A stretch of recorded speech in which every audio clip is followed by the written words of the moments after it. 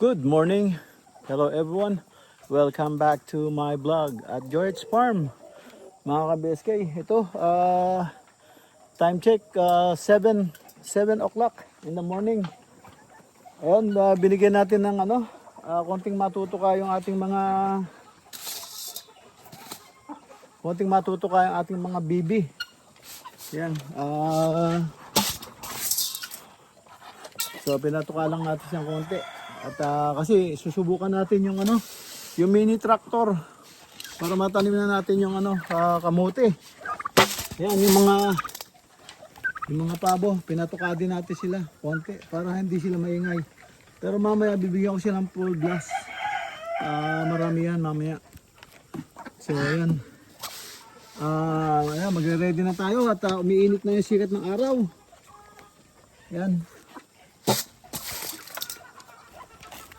Yan, umiinit na yung sikat na araw. Subukan na natin yung mini tractor. Assemble ko pa yung isang gulong. Dito po tayo sa Joyce Farm. Susubukan natin yung binili nating mini tractor.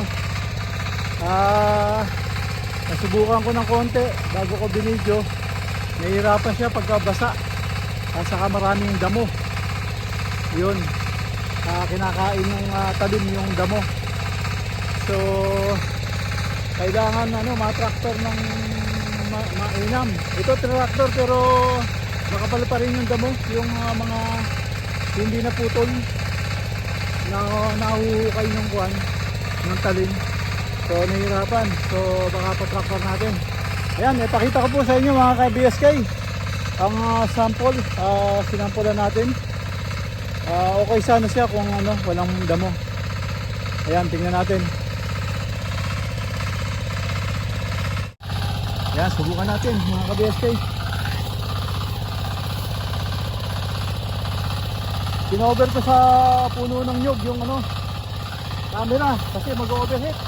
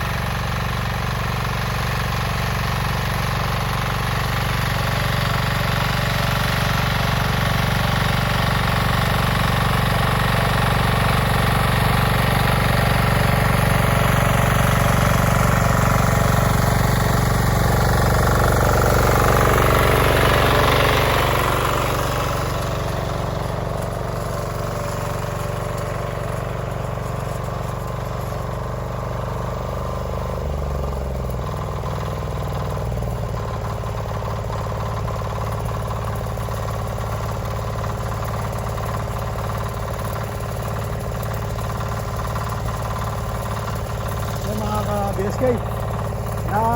Natapos na. Ano ko na, kaya lang maganda talaga. Gampang naman siya oh. Na-cultivate naman siya. Oh. Kaya lang madamo talaga oh. Yung mga unang damo. Oh, na-cultivate siya oh. Malalim din oh. Ayan oh. Na-cultivate din. Kaya lang ano, kailangan siya dry. Yung tuyo yung lupa, yung hindi siya basa. Tapos ano, masyadong mainit dito ngayon. Mainit. Sobrang init, kwan. So, yun no. Kailangan pa rotor ko pa sa malaking rotor. Kasi ano, medyo kwan siya. Nahihirapan siya dahil sa maraming damo. Yung kailangan maputol yung mga damo. Yun yung damo. Yung mga ugat ng damo. So yan no, kailangan pa rotor pa yung isang rotor. Hindi kakayanin. Hindi kakayanin eh. Tapos yung ano niya, yung yung ditch niya, dahil nga medyo basa yung lupa, sinubukan ko doon. Ayaw niyang gumuhit. Nakukuha niya yung mga ang tawag doon, ugat ng damo. Ayan. Ayan, ano na tayo? Sinubukan ko lang dito sa isang ano. Sinubukan ko doon, basa yung ano, lumulubog siya. So hindi ako nagpalit ng ano, paddle wheel. So kailangan palitan yung paddle wheel. Ay hindi niya kakayanin, lulubog. Mabuti inatras abante ko kaya nakaalis ako. So kaya dito ko sinubukan, medyo tuyo to. Ito sana ang bala kong tamnan ng ampalaya. Yun ang sa kamote. Ang problema, medyo basa-basa pa. Paano yan? Yung kamote natin matutuyo. Yan, maaari siguro yung ampalaya. Ito na yung tatamnan ko ng kamote. Yung apat na to. Yung apat na pilapil na to. Sayang yung ano yung kamote. So kailangan kong parotor uli. Maaari dito ko na itanim yung kamote para hindi masira. Sa Monday, siguro Monday or Tuesday. Kung kailan marorotor. So yung ampalaya, doon na lang siguro sa kabila pagka natuyo-tuyo na. Wala, mababa yung ano natin Ayan, ano na, babalik na ako dun sa kwan. Sa bahay.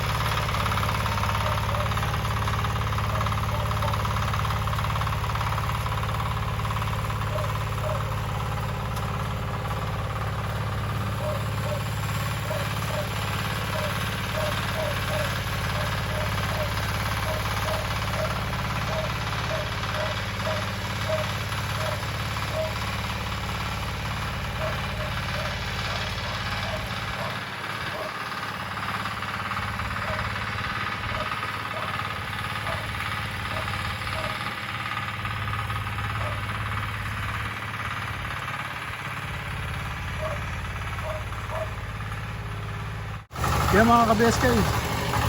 Nandito na po sa bahay. Ayun yung sinasabi ko, oh. Yung damo, kinakain niya, yung mga ugat ng damo, mga pinagputulan. Ayan, oh. Hindi ko alam kung tama yung paglagay ko ng talim. Kung paganyan ba o pabaligtad para hindi kumuha ng damo. Hindi ko alam. Ayan, masyado mainit. Papahinga muna tayo mga ka-BSK. Dito, nakagarahe na po. Ayan mga ka-BSK, andito na po tayo sa loob ng bahay. Ayan, sobrang init. Nakapagod. Talagang pawis ko. Talagang tagaktak talagang dami. Na-burn yung ating sugar. Yun, kaya lang nakakalambot. Sobrang init. Yan mga ka-BSK. Tulad nga sa video na nasubukan na natin. Okay siya sa rotor, yung cultivate. Okay siya. Kaya lang hirapan siya sa kasi walang talim yung niya, rotor-vator niya. Walang katalim-talim, so ginagambol lang talaga niya yung lupa. So hindi niya na-chop yung mga ugat-ugat ng damo.